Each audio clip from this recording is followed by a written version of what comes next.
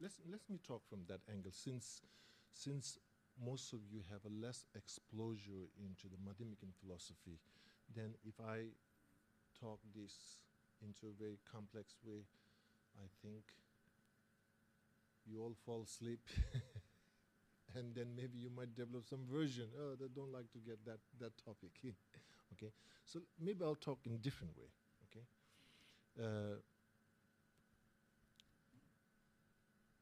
actually our human emotion, we survive, we motivate,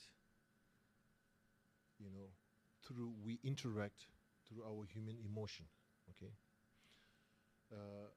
we feel hurt, feel excited, feel inspired. We have this human emotion. Now, our human emotion is what our human emotions are doing is that there is from the philosophy of from the emptiness point of view,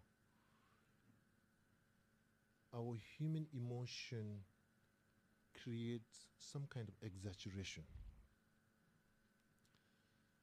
that creates confusion, insecure feeling. So all our human confusion, human fear, it's not emotion itself. There's this, I'll use emotion. Our human emotion is integrating some kind of exaggeration. Okay, so that is what really puts we human being into off balance, suffering, karma more further accumulating, all that things. So now here, emptiness is what really is talking about is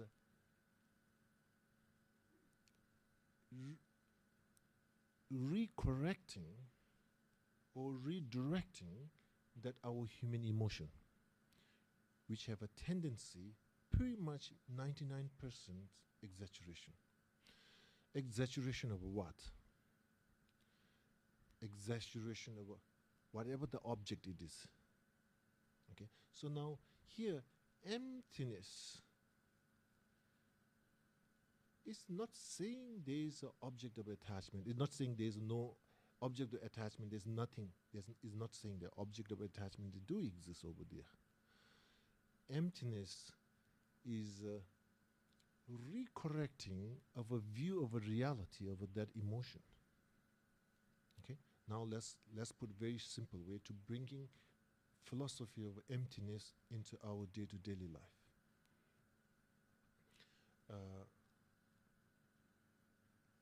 Let me put this way. In a friendship, somebody who really cheats and lies, somebody who went through that kind of, how you say, somebody done that kind of negative karma towards to yourself. And now in such a case, him or her, the philosophy of emptiness is not trying to neglect that negativity karma. Philosophy of emptiness is not trying to ignore that negativity karma. Philosophy of emptiness is trying to tell us, look at very careful into that karma situation. Okay?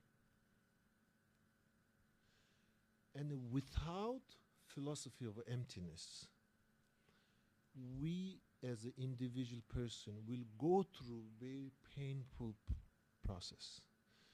Through process of that pain, we create furthermore karma. Okay? So, philosophy of emptiness, basically, if we want to survive in this samsara, okay? If we want to survive, if we want to live, I think we have to have this. Sometime I think we should teach this for kindergarten. In a simple way. Of course, we shouldn't use this kind of different philosophical terminology, but way we perceive the reality, way how we move. Okay, so over here,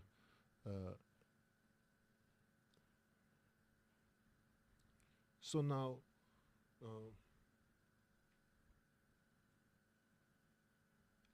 I think Buddha's teaching of emptiness is a very good news, but at the same time, there's a, what is bad news? Bad news is our karma, our karmic imprint. Okay, here, very clear, blessed teaching. Now here, our karma, imprint, equal power. This is not easily can purify this negativity, karma, and karmic imprint. So now over here, in this kind of very complex situation, in a complex reality we live, so we as an individual person who have a kind of encountered both karmic imprint and karma, and continuously accumulating their karma, and same time having this blessed Buddha's teaching. So how we integrate it, I think this is the main question. How we as an individual person, how we manage these two things. Okay, I think this is a really the question comes. Now, there's one of the Tibetan great meditator. He mentioned, I think it's a really wonderful way of saying. He says. He can meditate when everything, when he, where he described, he was in a cave, so he says when there's a good sun and the cave becomes much more warmer and everything becomes, his need things are there, and I can meditate. And that meditation, he says, is not that surprising. And he's only appreciate and surprised when he face challenge, and that time he able to meditate. And that is really the precious. Sometimes we trying to think Dharma practice and such things, wants to have everything perfect. When everything's perfect, Dharma practice, that kind of Dharma practice, that kind of meditation, anybody can do it. Okay? So now here, this teaching of emptiness is once we facing very crucial part of our life. I think that time, the meditation of emptiness and teaching of emptiness is meant and a target, crucial part of life. When our life have a not able to move forward, not able to move in a kind of stuck. And so what we do, what is the answer? What is the answer? Answer relies within the philosophy of a meditation of emptiness or theory of emptiness. That is also kind of losing up that kind of like a tension. That is also kind of moving forward. That is also the answer. So here, I think the key thing here, how we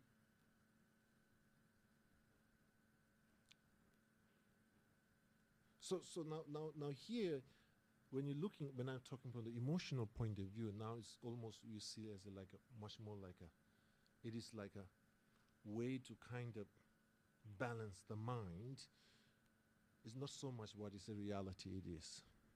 Okay, so it's a little bit like a Yogacara, the mind-only school in Buddhist, in a Buddhist Semtsamba, in the Chittamatra.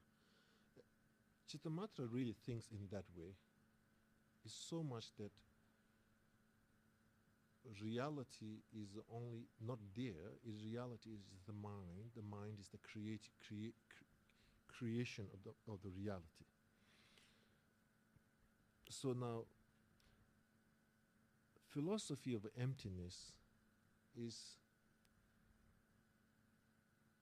really do accepting subject and object, not necessarily duality, not only the subject mind existence.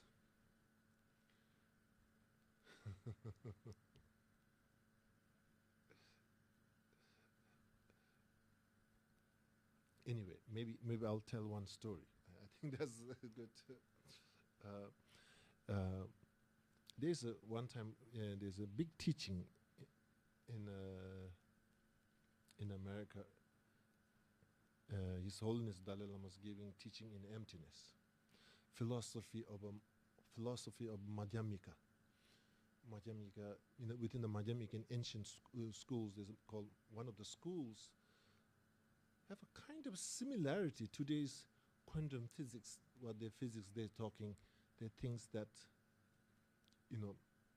when you analyze furthermore, you could not find any substance or characteristic or something that identifies that object, some kind of like intellect that you could not find some. And similarly philosophy Nagarjuna was telling. So anyway, he went through this teaching intensively at the morning session, and we have a lunch break. And then we have a lunch break, and we're having lunch. And then there's one former abbot from South India, and he was there. And also there's one abbot from Tantric College, Yangsi Rinpoche is there. And then we are having lunch. And this abbot, former abbot of Sarah, and he's a really great scholar, practitioner, but his personality is all the time, he will challenge everybody. His personality is, he will challenge. You say something, then he will tell you back to challenge. His personality is something like that.